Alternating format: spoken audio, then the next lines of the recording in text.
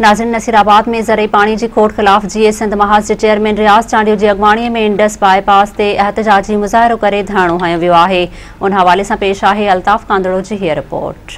जी नाज़रीन, असीं इन वक्त इंडस बाईपास से मौजूद आहियूं जिते जीए सिंध मुहाज़ के चेयरमैन रियाज़ चांडियो की अगवाणी में ज़रई पानी की खोट खिलाफ एहतजाजी धरणो कयो वियो आहे। चो त असां सां ॻाल्हि ॿोली कयूं त कहिड़ा मुतालबा आहे?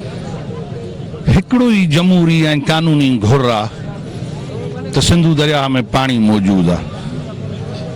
इहा त तारीख़ आहे त 1945 खां वठी 1991 जी पानी ठाह जी पंजाब भनकड़ी कंदो आयो आहे, पर कुदरत बाझारी थी आहे। जॾहिं इंडस रिवर सिस्टम में पानी मौजूद आहे, जॾहिं गुड्डू बैराज ते पानी आहे, सखर ऐं कोठड़ी बैराज ते पानी आहे, पर ही नाहक आहे त 13 सालनि खां हथरादू पीपल्स पार्टी पानी जी खोट अर्थर बैराज थी उतो रेगुलेटर त तव्हां हली ॾिसंदो, 3 दरवाज़ा आहिनि, 3 दरवाज़नि में ॿिनि में पानी हले थो, 3 दरवाज़ो नथो हले।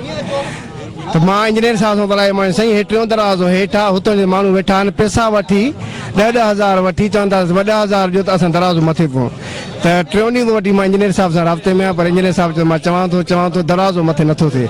उतां जो हमरा चवंदा त बाबा पैसा ॾियो। हाणे ग़रीब माण्हू हिन दौर में पैसा एॾो मसइलो आहे, माण्हू पंहिंजे जियापे लाइ बेज़ार थी वियो आहे, त माण्हू चवंदा त पैसा ॾियो। इन लाइ ही असां रियाज़ साहब सां जेको पुरअमन धरणो आहे, इंशाअल्लाह इहो जारी रहंदो जेसिताईं उहो दरवाज़ो अर्थर वारो दरवाज़ो मथे नथो अचे, उतो पानी नथो अचे। ऐं उमेद आहे इहो 3 दरवाज़ो जॾहिं मथे आयो त इहा अर्थर बैराज जो जेको पानी आहे इहा पुछड़ी ते इंशाअल्लाह उहो पानी पहुची वेंदो। जेको कानून आहे, आलमी जेको कानून आहे, जेको कुरान पाक ऐं शरीयत जो जेको सुप्रीम लॉ आहे, उन जे मुताबिक़ पहिरियों पुछड़ी ताईं पानी पहुचाइणो आहे। पुछड़ी वारा पीअनि, पोइ मथे जेको आहे उन्हनि खे जेको आहे अख़्तियार आहे त हू पंहिंजा दरवाज़ा लाहिनि या बंदि करनि जेके उन्हनि जा टेल टंडेल आहिनि। अलबत्त असां वटि वॾो ज़ुल्म नाहक ही आहे त पुछड़ी वारा वीचारा सुकनि था पिया, उन्हनि खे पानी कोन थो मिले। असांजा चूंडियल नुमाइंदा ॿोड़ा अंधा ऐं गूंगा बणियल आहिनि। ही अवाम अॼु हिते निटण उस में वेठो आहे।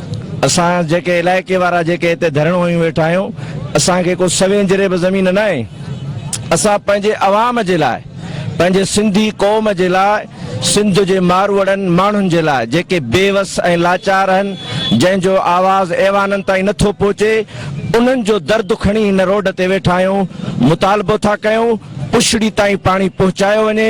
जेकॾहिं पानी जेसि ताईं पानी उते नथो पहुचे, अॼु असां नसीराबाद में वेठा आहियूं, सुभाणे असां मुश्तरका जदोजहद करे DC कंबर जे ऑफिस जे अॻियां धरणो लॻंदो।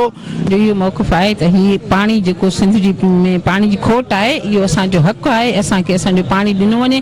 जॾहिं त सखर बैराज जल थल थो वहे, जॾहिं त गुड्डू बैराज जल थल थो वहे, त पोइ सिंध सां एतिरी ॿियाई छो?